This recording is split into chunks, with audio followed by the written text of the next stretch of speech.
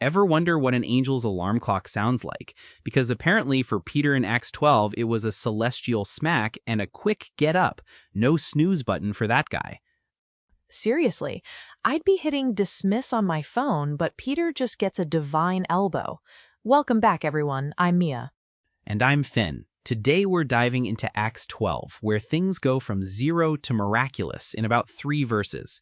We're looking at a sermon titled Prayer, Persecution, and Perseverance, or Prayer, Persecution, and the God Who Breaks Chains. It's a real page-turner. It certainly is. This story has everything: a powerful king, a jailed apostle, earnest prayer, and then this absolutely wild escape sequence. It's like an ancient spy thriller, but with angels instead of gadgets. And the main idea here is crystal clear. The church prays, persecution hits hard, and God consistently proves he is bigger than any prison, bigger than any king, and bigger than any fear.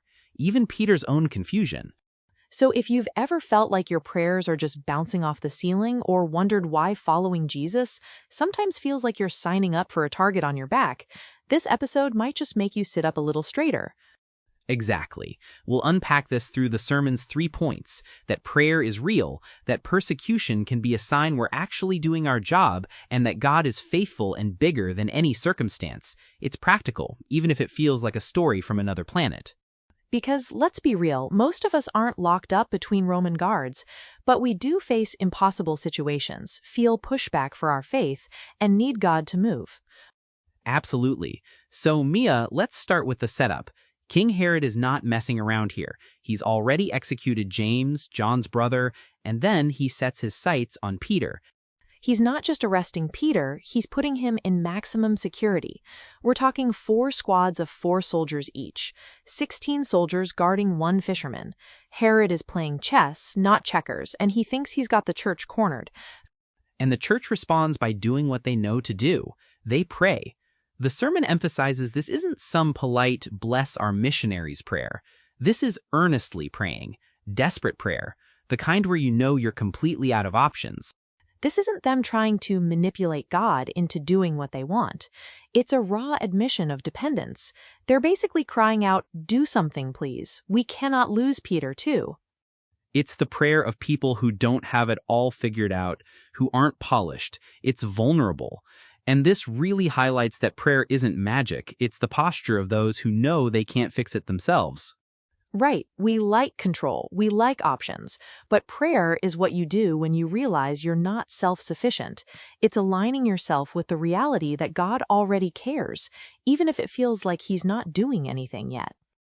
And God answers, not how they might have expected, like a legal appeal or a political coup, but with an angel, chains falling off, and doors opening by themselves. It's not just an encouraging email from heaven, it's unmistakable divine intervention in the middle of the night.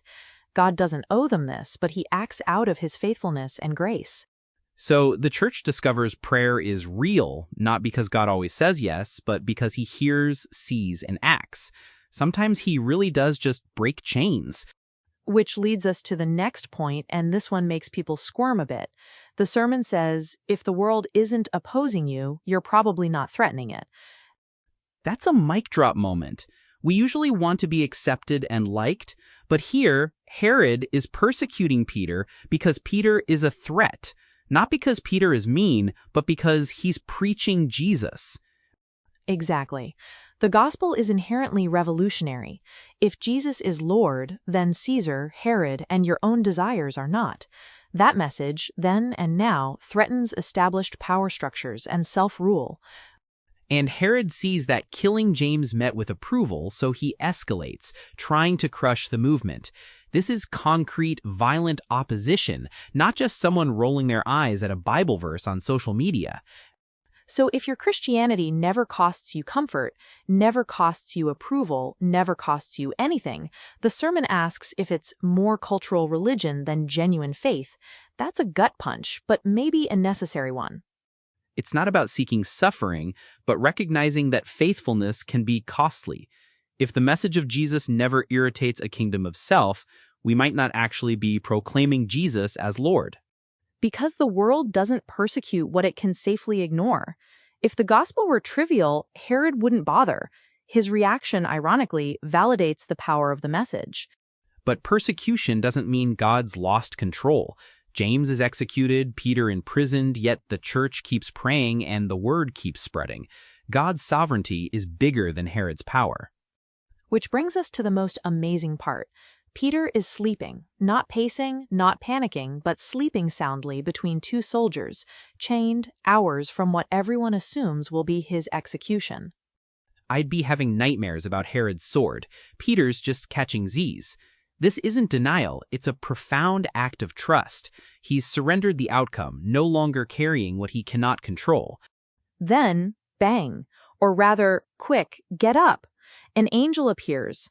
Light fills the cell, and those chains just fall right off. Not because Peter pulled hard enough, but because God said so. Chains that represented his captivity simply vanish. It's a picture of divine authority. The prison, the soldiers, the iron gate, none of it gets the final word when God speaks. And the angel tells him to get dressed, put on his sandals, and follow. It's almost funny in its specificity. God is rescuing him, but Peter still has to participate. Miracle doesn't erase obedience. He's thinking it's a vision, not quite grasping reality, but he still goes. Obedience before clarity. That's a tough lesson for those of us who like the whole map laid out. He follows through the prison, past the guards, and the iron gate leading to the city opens by itself. That image is preaching all by itself. The doors that seem impossible to us are not impossible to God. And when the angel leaves him, Peter finally comes to his senses. Now I know for sure that the Lord sent his angel and rescued me. God did this. God is bigger than everything. And then the punchline. He goes to Mary's house where everyone's praying for him. Rhoda, the servant girl, hears his voice, gets so overjoyed she runs back inside without opening the door, shouting, "Peter's here." The prayer warriors inside basically say, "You're out of your mind." They think it's his ghost. They're so convinced he's dead, they can't imagine he's alive. It's quite comical. They're praying for a miracle, but not that kind of miracle. But Peter keeps knocking, and when they finally open the door, they're astonished. Which means God answers beyond the faith of the petitioners. Weak faith doesn't cancel God's power. He rescues Peter, and the testimony is for the church. God is faithful to his people. Peter doesn't stick around for a celebration, though. He says, "Tell James and the other brothers and sisters about this," and leaves for another place. Because the threat is still real. When God says go, you go. So, how does this Acts 12 epic translate to our mundane Tuesdays? We're not usually in maximum security with angels as escorts. True, but the patterns absolutely apply. Take prayer when you feel helpless. Maybe it's a tough diagnosis, a job loss, a wayward child. You've exhausted your ideas. Acts 12 says prayer isn't the last resort, it's what dependent people do because God is real. Instead of all I can do is pray, it becomes I get to pray. It's an act of trust, bringing your honest, desperate need before God, not some polished version. And then facing pushback. It might not be prison, but it can be a social cost. Tension at work for standing by your values, friction in friendships, family pressure because your faith is more than just a hobby. Exactly. If people are okay with spirituality but not with Jesus being Lord, then you'll feel that friction. The question isn't how do I avoid discomfort, but how do I stay faithful without being weird for the sake of being weird? Faithfulness, not performative suffering. You don't seek persecution, but you also don't compromise to avoid it. That's why community matters so much. You need people who understand the cost and will stand with you. And finally, obeying even when you don't have the full map. Peter didn't fully understand, but he got up, put on his sandals, and followed.